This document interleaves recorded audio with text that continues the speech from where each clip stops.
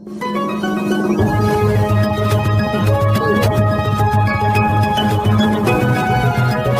दिनांक 28 मार्च 2026 रोजी सकाळी सोलापूर शहरातील कंबर तलाव परिसरात एक हृदयद्रावक आत्महत्या प्रकरण समोर आले आहे। 47 वर्षीय अनिल मारुती नरवडे राहणार पत्रा तालीम मुरारजी पेठ सोलापूर यांनी कर्जबाजारी आणि जुगाराच्या व्यसनामुळे हैराण होऊन आपले जीवन संपवले। सकाळी 9 वाजण्याच्या सुमारास त्यांचा मृतदेह रेल्वे ट्रॅकवर आढळला।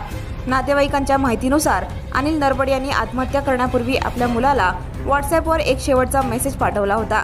या मेसेजमध्ये त्यांनी आपल्या मजुरीचे आणि जुगाराच्या व्यसनाचे कारण सांगितले आहे। मेसेजमध्ये ते लिहितात, अनु, मी जे पण बोलत आहे ते माझ्या मजबुरीत बोलत आहे, त्यामुळे तू रागावू नकोस। मी जुगारी असल्यामुळे हे सर्व घडत आहे। राहुल कोळी याला सोबत घेऊन जा, त्याला माहीत आहे की मी जुगार कुठे खेळत होतो। तिथे मी 30,000 रुपयांची गाडी गहाण ठेवली आहे, ती सोडवणे तुझे काम आहे। कृष्णा, मी तुझ्यावर माझे सर्व ओझे सोडून जात आहे। मी तुमच्या लायकीचा वडील राहिलो नाही। तुम्ही माझा मार्ग कधीही धरू नका।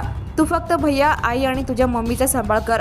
मला माफ कर, मी तुमच्या लायकीचा वडील ठरू शकलो नाही। माझी शेवटची इच्छा पूर्ण कर।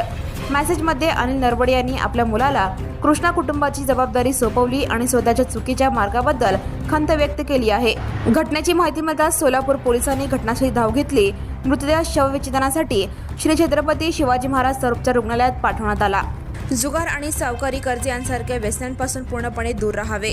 जुगार हा केवळ व्यक्तीचा नव्हे तर संपूर्ण कुटुंबाचा नाश करणारा घातक मार्ग आहे। छोट्या सवयींनी सुरू होणारा जुगार शेवटी कुटुंबियांना अशा दुःखद परिस्थितीत आणतो।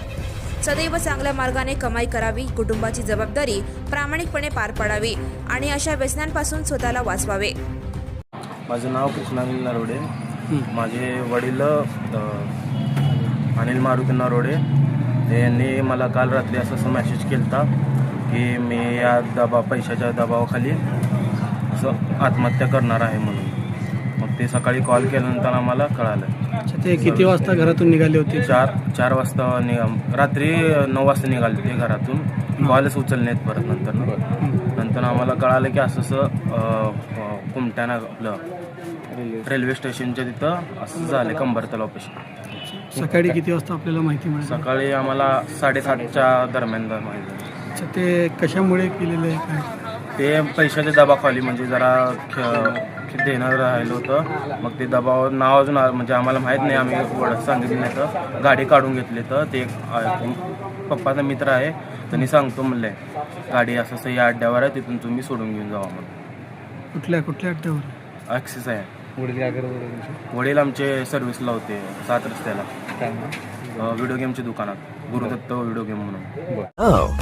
And press the bell icon. Never miss a